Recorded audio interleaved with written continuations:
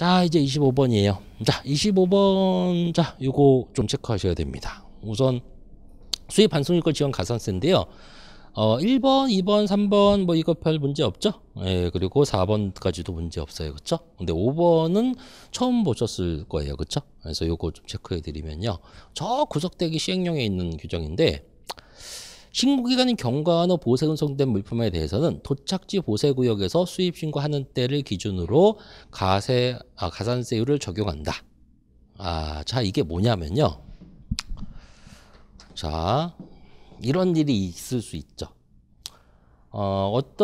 배가 입항해가지고 어떤 일반 보세 창고에 이게 LCL 화물이라서 LCL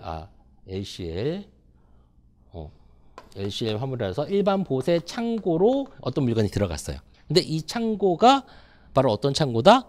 수입 반송신고 지연 대상 창고예요. 그러니까 모든 보세 창고가 수입 반송신고 지연 대상 창고는 아니라 그랬잖아요. 그렇죠? 말 그대로 진짜 바쁜 곳만. 그래서 당연히 여기서 나와 있다시피 어떤 곳 지정장치장 보세 창고, 그다음에 타수장치장이 수입 반송신고 지연 가산 대상인데 모든 지정장치장, 모든 보세 창고에 해당되는 건 아니에요.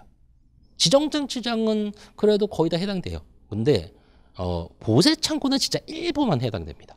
당연히 그렇게 해야죠. 보세 창고는 창고를 먹고 사는 사람인데 그거를 해당을 막 시키면은 창고료를 못 벌게요. 빨리빨리 나가야 되는데. 그래서 진짜 일부만 해당돼요. 그래서 그게 하고 연결된 개념이 뭐다? 뭐라 그랬어요? 수입신고 소리로부터 15일 안에 반출 의무 규정. 거기에는 관세청장이 정하는 보세구역이라고 돼 있는데 거기에는 고시규정상으로 실제 무슨 창고, 무슨 CY 이렇게 나온다 그랬죠. 근데 거기하고 이거 일치한다 그랬죠. 그래서 이게 전부 다 그런 건 아니에요. 자, 근데 이 창고가 제가 전제를 깔았죠. 거기에 해당되는 창고라고. 근데 이 창고에서 이제 30일이 지났어요. 근데 뭘 안 했다? 신고를 안 했어요, 아직. 그럼 당연히 무슨 대상이에요? 수입 반송신고 지원가산세 대상이잖아요.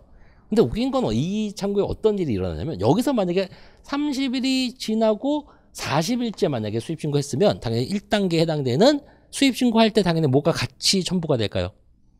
수입신고할 때 당연히 가산세가 같이 계산돼서 신고가 들어가야 되는 거예요.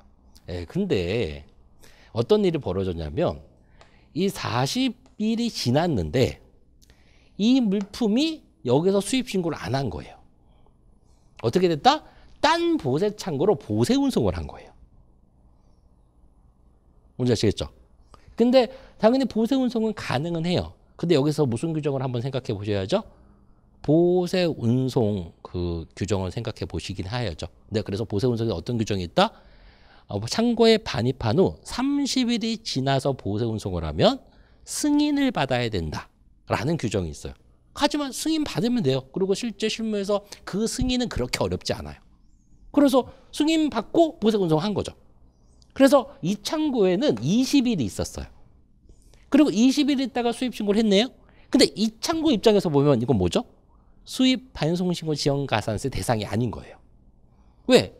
반입한 후 며칠이니까? 20일이니까.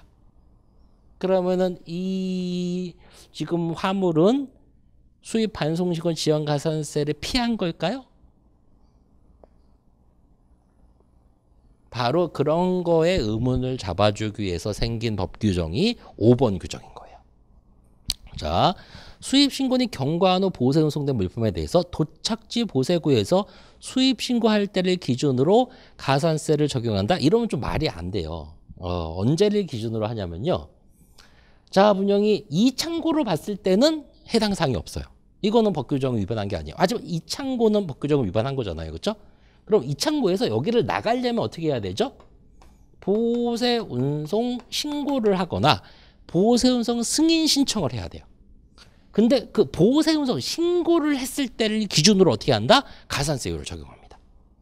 자, 이렇게 해버리면 여기에는 해당되지 않지만 여기에서 이미 뭐예요? 걸린 거죠. 5%가 부과됐잖아요. 그렇죠? 근데 그거를 지금은 부과할 수가 없어요. 왜냐하면 수입 반송신고 지원 가산세라는 것은 언제 부과하는 거다? 수입 신고할 때 부과하는 거거든요. 근데 여기서 지금 20일 후에 수입 신고했다 그랬잖아요.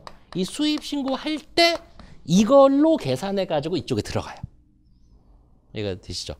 그러니까 요 창고에는 만약에 해당 사항이 없지만 요 창고에는 해당 사항이 했는데 뭘 기준으로 했기 때문에 이게 해당 사항이 있게 된 거죠? 보세 운송 신고를 한 거를 기준으로 했기 때문에 이게 말 그대로 예, 그 해당 사항에 해당하게 된 거죠. 10일이 넘고 나서 보세 운송 신고한 거니까. 그래서 이때 기준일은 뭐다?